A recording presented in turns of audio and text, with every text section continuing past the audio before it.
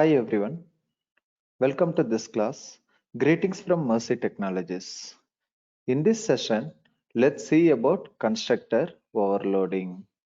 So we will see what is meant by constructor overloading and we'll see why we need constructor overloading. Finally, what are the rules are required for constructor overloading. So first we will see what is meant by constructor overloading. So, constructor overloading means a class can have more than one constructors. A class can have multiple constructors. So, if we have multiple constructor in a single class, that is called constructor overloading. Correct? So, why we need constructor overloading? This is like, to initialize in a different ways. Correct? Based on the object's parameters, correct, based on the things which are available. So then we will go with different types of constructors. Let's go ahead with some of our classes, right? So we have already seen this is no arg constructor, right? No argumented constructor. Here it is a single argumented constructor. If a class is having more than one constructor, that is called constructor overloading. Correct? Here employee class is having two constructors. One is like no arg constructor. Second one is a single argumented constructor. What we are doing here? Here first time I am creating one object using no arg constructor. Correct? And I am printing something. Second time I am creating one more object using single argumented constructor. Let's run it in debug mode.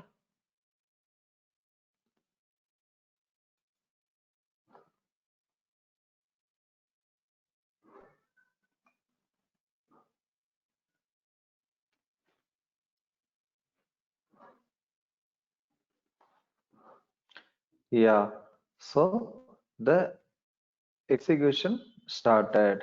So the execution starts at the main method. What we are doing is we are printing main method starts, correct? So after that, what we can do? We can press F6. F6 is used to execute line by line, correct? So let's press F6. Main method started. We are creating first object with no argument. When we are creating first object, correct, no argumented constructor is executing, we are just printing, correct. Coming back to the main method, printing the dotted lines, and again we are creating one more object using single argumented constructor, correct. This is, about constructor overloading. Finally we are ending the main method. So let's go again, like, mainly like constructor overloading. If the class is having more than one constructor, that is called constructor overloading, correct. Mainly why we need, suppose employee class can have different arguments, right? We will see in our future program. Okay, so suppose consider employee class is having different arguments like id, then name, and then company, correct, and then company. So sometimes you will be having only, some parameters.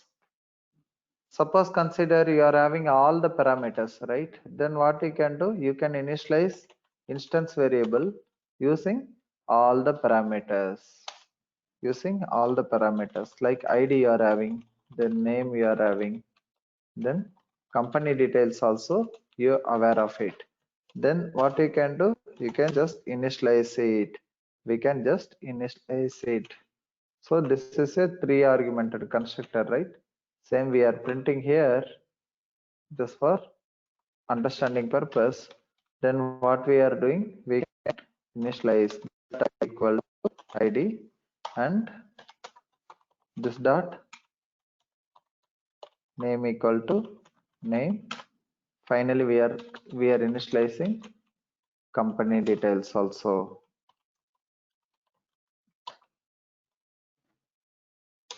Correct.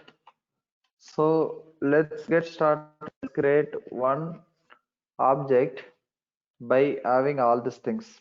I'm having 100. The name is Mercy, and the company where she works is Google. Right? So let's comment out the different things. So what's happening here? For employee object, I know all the attributes. I know all the values of attributes. I know what is the ID of the employee, what is the employee name, and which company she works for. I know all the details. If I know all the details, I can use the constructor which takes all the arguments. See here, this here we are knowing like ID, name, and company, right? Same we are initializing it. Now, if we come again here, so the object is created and all the values are injected. See here in debug mode, you are seeing if you are mouse hovering on the object reference, you'll be seeing company details, then ID, then name. Correct. All the details are readily available. Correct.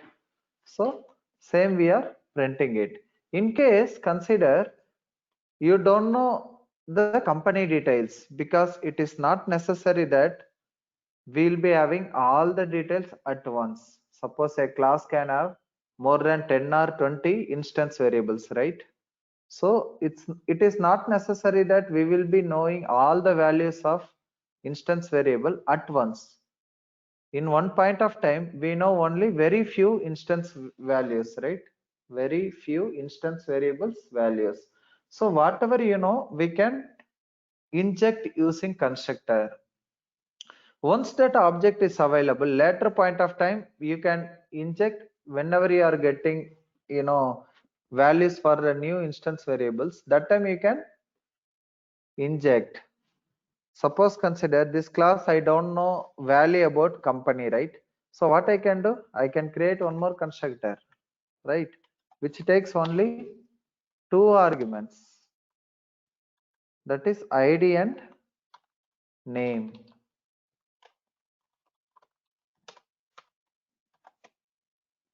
So what we can do, we can inject only ID and name.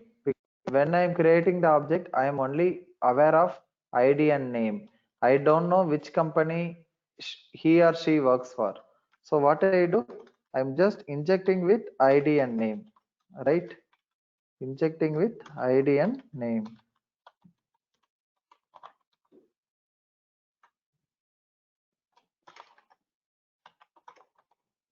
Possible, right? We are injecting ID and name.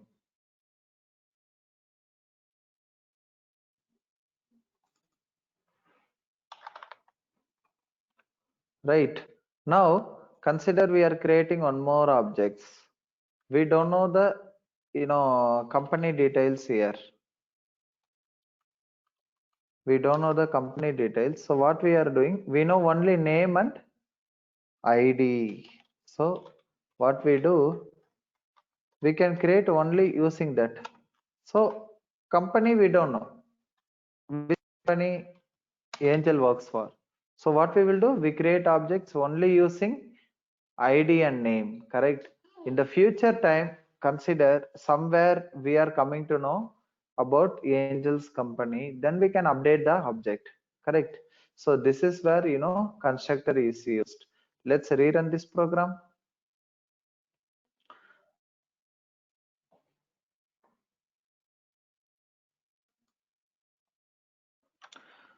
For the first object, we know all the attributes. So we are initializing with all the attributes.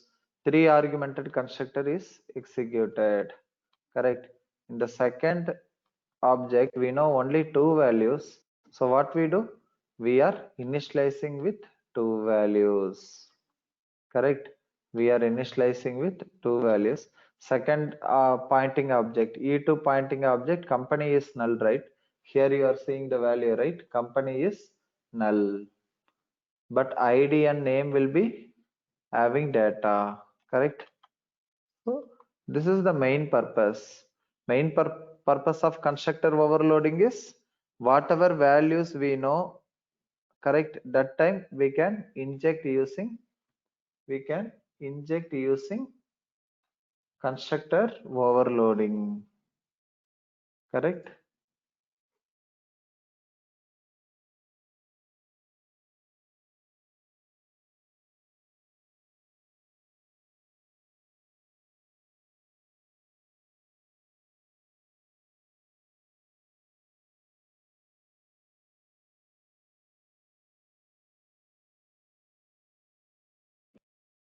Now let's go ahead. So if you see like why we need constructor overloading, if you want to have different ways of initializing an object by using different numbers of parameters, then we can go ahead with constructor overloading. Here I know only ID and name, right?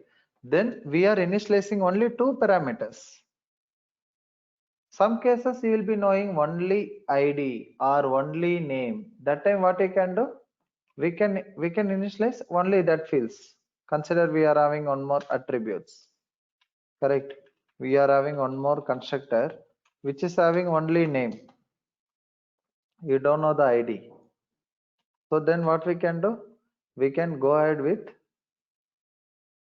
initializing only with name, right? ID is not needed. So consider, let's create one more object. So E3 pointing object is having only name. Consider I am going name as Moses, right? So if I run this program directly, so what will happen? The TAD object constructor will be executed where Moses is there, right? See in TAD object we are printing like constructor is having only name, right? See this one is the output we are getting. So because here actually we know only name details, ID and company details we don't know, correct? So this is what constructor overloading. Constructor overloading means a class can have more than one constructor. Here it has many constructors. 3, 4, 5. All the employee class has 5 constructors, correct? So the main purpose is if you know only name, then use the appropriate constructor. If you know only ID and name, again use the appropriate constructor. So it depends upon instance variables availability, values availability, we can use different types of constructors. Okay. Now let's go ahead with some more things. Okay. Some more important rules when we are going for constructor overloading. Constructor overloading, there should be a difference. If you observe, first constructor is having 3 arguments, right? ID, name and company. Second constructor is having 2 arguments. Third constructor is having only 1 argument with string type. So the difference should be in number of arguments, correct? The difference should be in number of arguments. That is the main difference. So, and also the second difference should be types of arguments. Even constructor can have different data types also. If you see this last two constructors, both are having only one argument, right? Both are having only one argument. But what is the difference? This constructor is taking string type. This constructor is taking string type. But the last constructor is taking int type. Both are having single argumented constructors, but the difference is in data types, correct? The argument correct? The data types, the difference. The constructor is having string type, second constructor is having int type. So our compiler is quite intelligent. It can identify, when we are creating.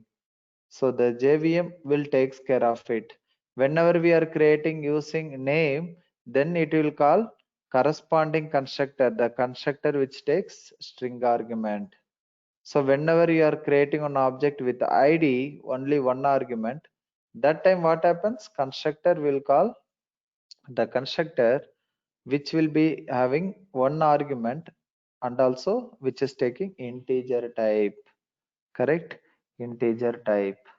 So here the main thing is that the difference should be like either it can be, difference can be in number of arguments or data types of arguments. Data types of arguments.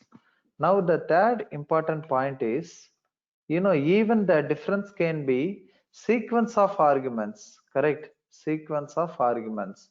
Consider here we are having one more constructor, correct? What is this constructor? This constructor is having, okay, ID and name. Even I can go with one more constructor also, right? Suppose it can take,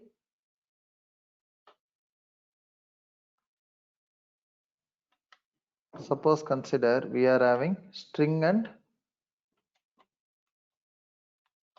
first constructor is having ID and name. Second constructor I am going with company, right? What we can do? We can go with company and name, right? Company and name. So what's the main thing?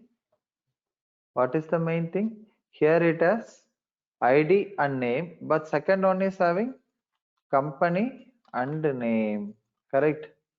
So here if you see, both the constructors are having uh, you know, two arguments. First one is having ID and name, second one is having company and name. So either it can be data type is different, or even I can give like this also, but there is no point, just I am telling, it should be like this also. This is also valid, right? This is also valid, correct? Here if you see, first constructor is taking ID and name, second constructor is taking company and ID, right? So both are having two arguments. First one is having int and string, right? Int and string, whereas second one is having string and int, correct? Then you'll be asking, so the difference should be either in number of arguments or data types of arguments or sequence of arguments, correct? Or sequence of arguments.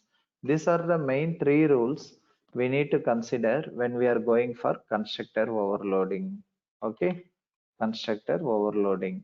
Now let's clear this complete employee class. What we are going to do is, here we are going with different arguments. Okay, different arguments. Consider I am going with one nor constructor,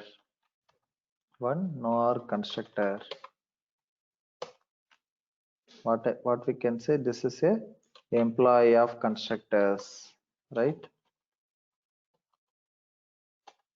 In second one, what I can do, I can go with single argumented constructor, right?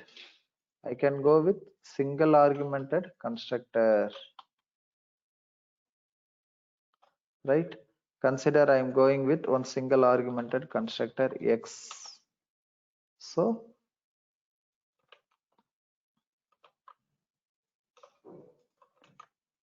third one, what we are doing, we are going with one more constructor. Third one, we are going with one more constructor. See, now if I go with again same, there is no difference here, right? This also take integer type and single argument. This also takes integer type and single argument. That's why compiler gives error here.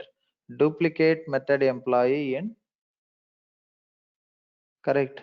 This is duplicate constructor. This is not possible, but you can go with different data types. Consider I am going here with different data types. Float, this is the different data type, right? Here also I can go with the x is local to this second constructor. The difference should be either in number of arguments or data types of arguments, correct? So here we are printing float type.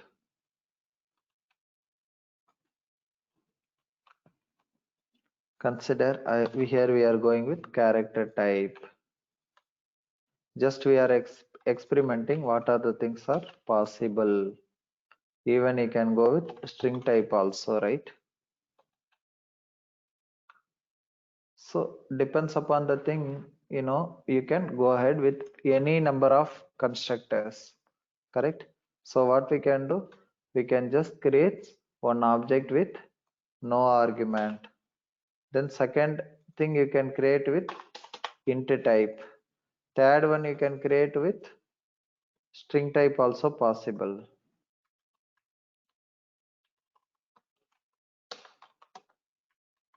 Fourth one, but the rule is we should use available constructor. We should use available constructor. I am creating one argument with y, right? So here available constructor is character type, correct? So let's run this program.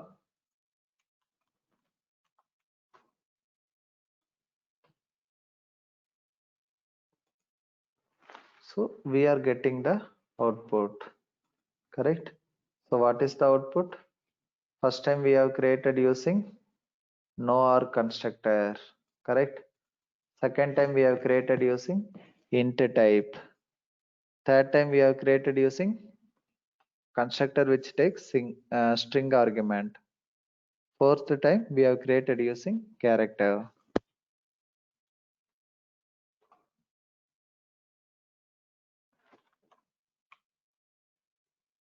Thank you guys.